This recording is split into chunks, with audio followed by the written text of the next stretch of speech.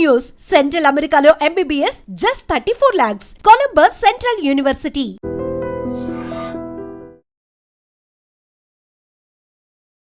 Hi hello నమస్తే, welcome to iDream media. నేను miss రావ్య.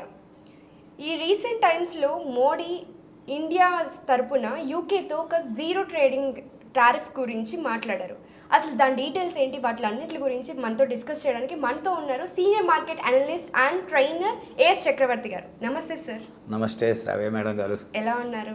Fine madam గారు. మీకు తర్వాత మీ iDream ఛానల్కి ధన్యవాదాలు చెప్పుకుంటూ ప్రోగ్రామ్ స్టార్ట్ చేద్దాం. మేడం గారు, మీరు చెప్పింది నాకు అర్థమైంది. నేను ఫుల్ ప్లేజ్ మొత్తం వివరాలు నేను చక్కగా ఒక ఆర్డర్లో చెప్పుకుంటూ వస్తాను. Okay sir. మేడం గారు, బిఫోర్ ఎస్టర్డే అంటే బుధవారం మొన్న బ్రిటన్ ప్రధాని కిమ్ స్టార్మర్ భారత ప్రధాని నరేంద్ర మోడీ గారి మధ్య భారతదేశం యూకే మధ్య టారిఫ్స్ గురించి ఒక అగ్రిమెంట్ జరిగింది. అది ఆ అగ్రిమెంట్ చారిత్రాత్మకమైంది, చాలా గొప్ప అగ్రిమెంట్, నో డౌట్ దాంట్లో. ఎందుకంటే మేడం గారు, యూకే మధ్య భారతదేశం మధ్య ఈ రోజు నుంచి కాదు, ఎప్పటి నుంచో మంచి సత్సంబంధాలు ఉన్నాయి. సో ఆ సత్సంబంధాన్ని బేస్ చేసుకొని ఈ యొక్క అగ్రిమెంట్ కుదిరింది అనుకోవచ్చు ఖచ్చితంగా. సో ఏంటి అగ్రిమెంట్లో మనకు వచ్చే బెనిఫిట్స్ ఏంటి, యూకేకి ఉన్న బెనిఫిట్స్ ఏంటి, వీటన్నిటి గురించి మనం డిస్కస్ చేయబోతున్నాం. So first of all madam గారు, ఫస్ట్ ఈ అగ్రిమెంట్ అయినమాట అక్కడ అయింది. నరేంద్ర మోడీ గారు, మీకు వచ్చేసరికి కీర్ స్టార్మర్ గారు అగ్రిమెంట్స్ పైన సైన్ చేయడం జరిగింది. కానీ అగ్రిమెంట్ అనేటువంటిది ఫస్ట్ మనకి ఇండియాలో క్యాబినెట్ అప్రూవల్ అవ్వాలి, తర్వాత బ్రిటన్లో వచ్చేసరికి అక్కడ పార్లమెంట్ అప్రూవల్ అవ్వాలి. సో ఈ అగ్రిమెంట్ అమల్లోకి వచ్చేసరికి కనీసం 1 or 2 months పీరియడ్ పడుతుంది. తర్వాత ఈ అగ్రిమెంట్ అనేది పూర్తిగా స్థాయిలో అమల్లోకి వచ్చేసరికి 1 year టైం పడుతుంది. సో 1 year తర్వాత దీని ప్రతిఫలాలు భారతదేశం యూకే పొందుతాయి. అంటే ఈరోజు అగ్రిమెంట్ అవ్వలోనే రేపు ఉదయం నుంచే మనం ఈ అగ్రిమెంట్ యొక్క ప్రతిఫలాలు తీసుకోబోతున్నాం అని అనుకోవద్దు. కనీసం 1 or 2 months పీరియడ్లో ఇవన్నీ ఆమోదించగలగాలి. అక్కడ పార్లమెంట్, ఇక్కడ క్యాబినెట్, ఇక్కడ పార్లమెంట్లన్నీ ఆమోదించుకొని ఇదంతా మొత్తం లైన్లో పడేసరికి ఒక 1 year టైం తీసుకుంటుంది. అప్పటి నుంచి మనకు అందుబాటులోకి వస్తుంది అగ్రిమెంట్లు, ఫలాలు మనం పొందబోతున్నాం. ఇక్కడ మేడం గారు, ఇండియా మధ్య యూకే మధ్య ప్రస్తుతం మనకున్నటువంటి వాణిజ్య ఒప్పందాలు విలువ వచ్చేసరికి $55 billion. $55 billion అని నేను డాలర్ చెప్తున్నాను, పౌండ్స్లో చెప్పట్లేదు. I convert in to dollars అయితే ఈజీగా అర్థమవుతుందని చెప్తున్నాను. ఏంటంటే డాలర్ వచ్చేసరికి ₹80 ఎక్స్చేంజ్ డిఫరెన్స్ వేసుకోండి. అదే పౌండ్స్ వచ్చేసరికి ఏమో 115 or 116 ఎక్స్చేంజ్ డిఫరెన్స్ వేసుకోండి. సో జనరల్గా ఏంటంటే డాలర్ అయితే బాగుంటుందని నేను డాలర్లో కన్వర్ట్ చేసి డాలర్లోనే చెప్తున్నాను అంతా కూడా. దాన్ని మళ్ళీ రూపీలో కన్వర్ట్ చేసుకొని చెప్తాను. సో బయలేటరల్ అగ్రిమెంట్స్ వాల్యూ వచ్చేసరికి, వర్త్ వచ్చేసరికి, అంటే ఇరు దేశాల మధ్య వాణిజ్య ఒప్పందం విలువ వచ్చేసరికి ప్రస్తుతం మీకు $55 billion ఉంది. $55 billion అంటే ఇండియన్ కరెన్సీలో వచ్చేసరికి 4,60,000 కోట్ల రూపాయల విలువ. మీకు ఆశ్చర్యకరమైన విషయం చెప్పమంటారా, దీంట్లో ఒక సాఫ్ట్వేర్ అగ్రిమెంట్స్ ఎంతో తెలుసా? $32 billion. అంటే 2,72,000 crores సాఫ్ట్వేర్ సంబంధించినటువంటి విలువే జరుగుతుంది. ఇప్పుడు ఈ యొక్క వాణిజ్యంలో బ్రిటన్ మధ్య ఇండియా మధ్య ఉన్న వాణిజ్యంలో అవుట్ ఆఫ్ $55 billion $32 billion అనేది సాఫ్ట్వేర్ సంబంధించినటువంటి వ్యాపారం నడుస్తుంది.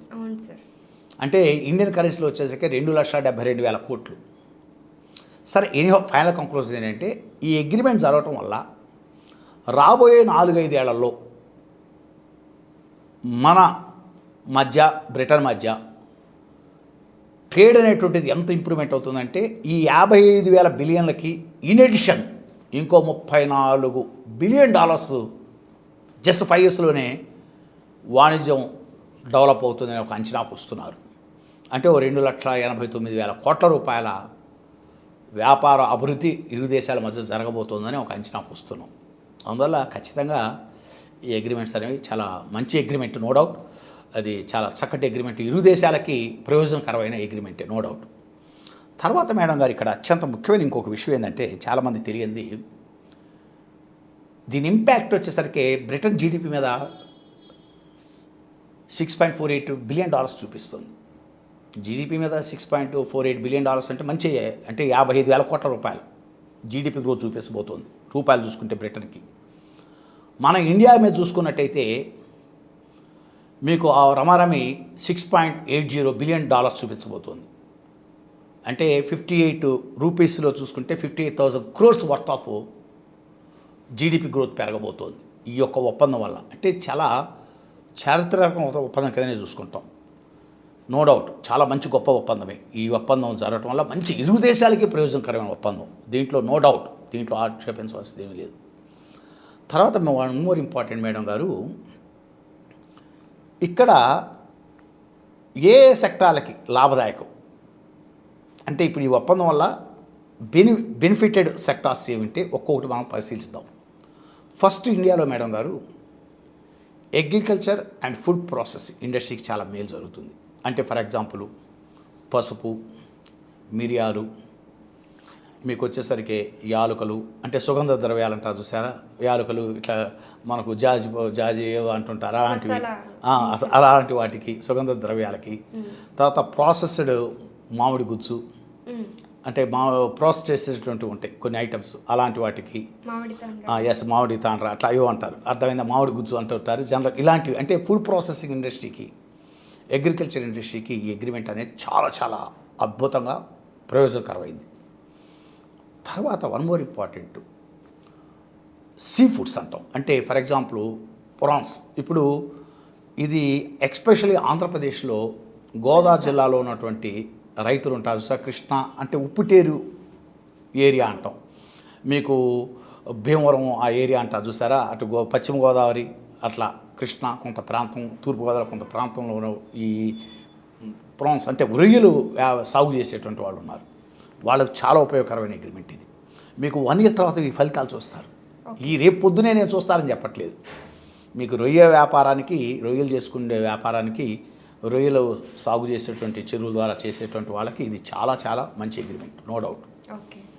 అటు ఫుడ్ ప్రాసెస్ ఇండస్ట్రీకి, అగ్రికల్చర్ అండ్ ఫుడ్ ప్రాసెస్ ఇండస్ట్రీకి, తర్వాత సీ ఫుడ్, తర్వాత ఇంకోటి మేడం ఆటో యాన్సర్ ఇండస్ట్రీకి చాలా మేలు చేసే అగ్రిమెంట్ ఇది.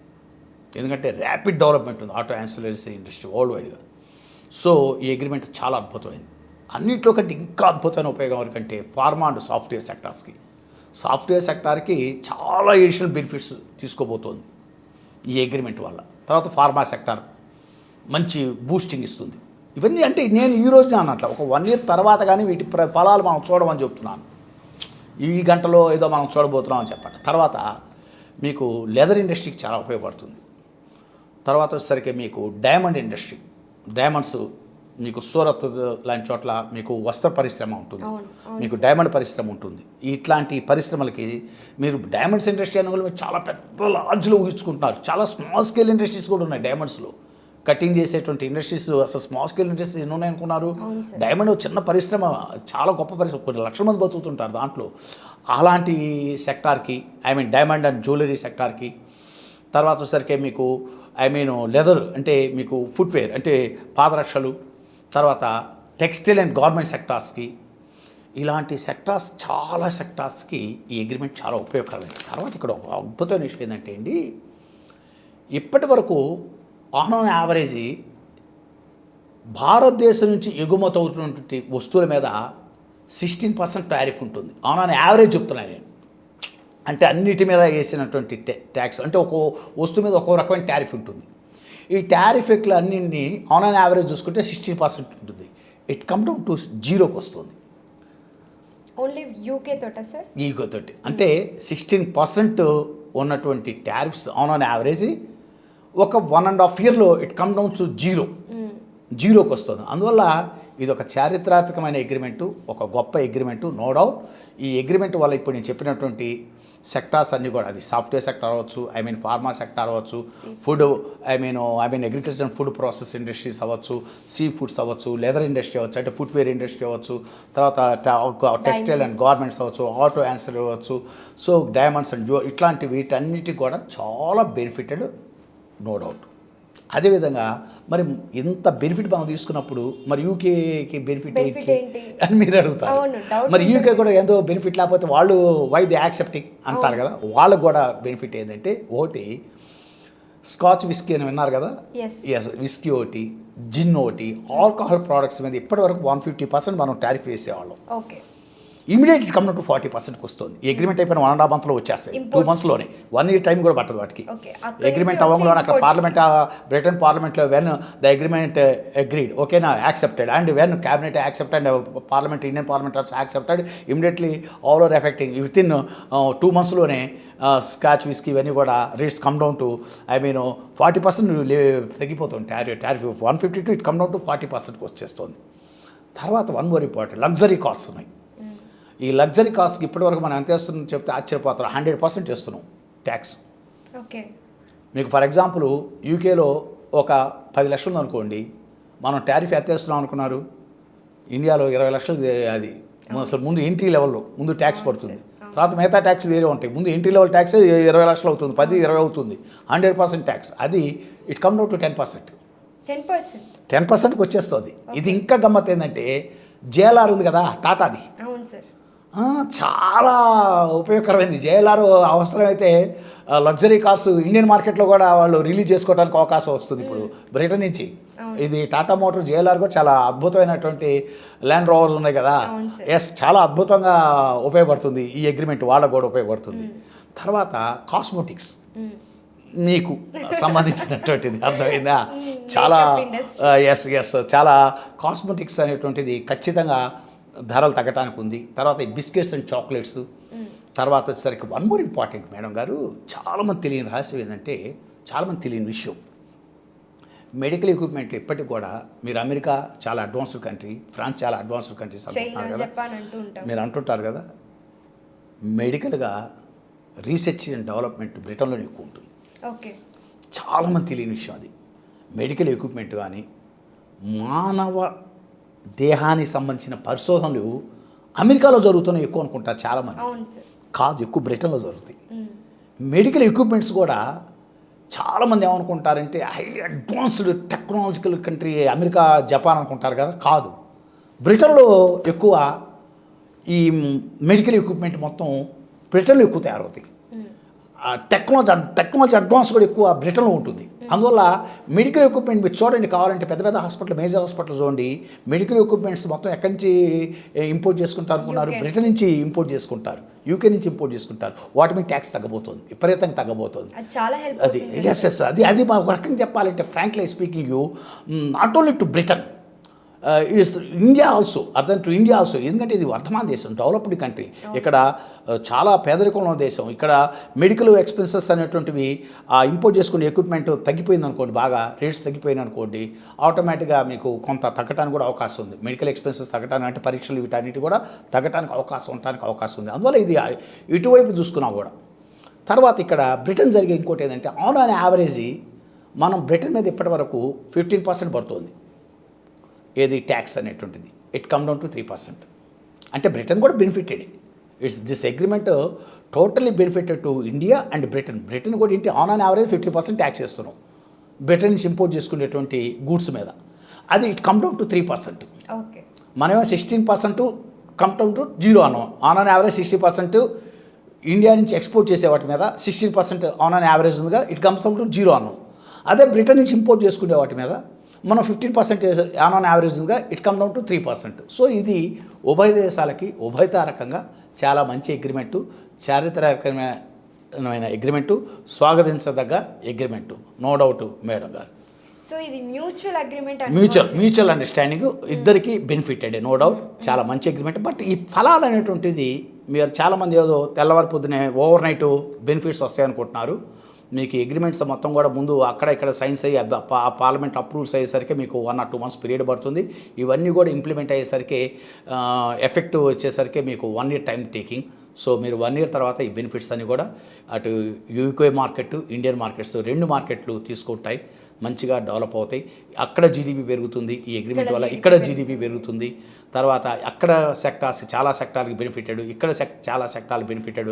Any of final conclusion, this agreement is simply super agreement, స్వాగతించదగ్గ agreement. Thank you madam garu to give this opportunity.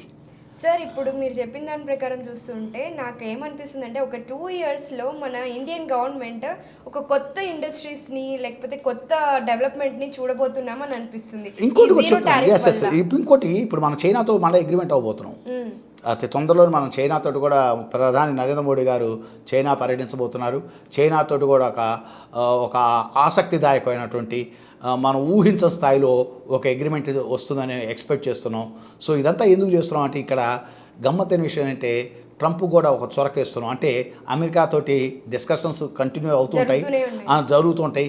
మరీ వాళ్ళని ఏదో మనం ఇదవ్వకుండా మన అగ్రిమెంట్ మనం ఓ పక్కన ఫ్రాన్స్ తోటి, ఓ పక్క బ్రిటన్ తోటి, ఓ పక్క చైనా తోటి, ఓ పక్క జపాన్ తోటి ఇలా చేసుకుంటూ వెళ్ళిపోతున్నాం 1 by 1. చూద్దాం ట్రంప్ ఇప్పుడు దీనివల్ల ఇప్పుడు గూగుల్లో లేకపోతే మైక్రోసాఫ్ట్ ఎంప్లాయీ దానివల్ల ఓవర్ నైట్ పడిపోతాయి. గూగుల్ ఓవర్ నైట్ స్టాక్ పడిపోతే ఏమవుతుంది? అమెరికాకే నష్టం. Microsoft stock over night collapse అవుతే ఎవరికి నష్టం? అమెరికాకే నష్టం.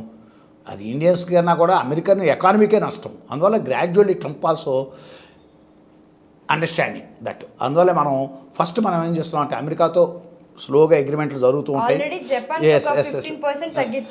మనం అందుకని మన అగ్రిమెంట్స్ మనం ఒక్కో దేశం చేసుకుంటూ పోతున్నాం. ఫైనల్గా what is going to happen చూద్దాం. నెక్స్ట్ ఏం జరుగుతుంది అమెరికాతోటి. నెక్స్ట్ మంత్ క్రూషియల్ మీటింగ్స్ ఉన్నాయి. ముందు చైనా మీటింగ్, అమెరికా కూడా మీటింగ్స్ ఉన్నాయి. మంత్ ఎండింగ్కి, నెక్స్ట్ మంత్ ఎండింగ్ ఆగస్టు సెప్టెంబర్లో యుఎస్ విషయం కూడా ఒక కోరిక వస్తుందని అనుకుంటున్నాను. చాలా ఆశాభావంగా ఉన్నాను. Thank you madam garu. Okay, thank you so much.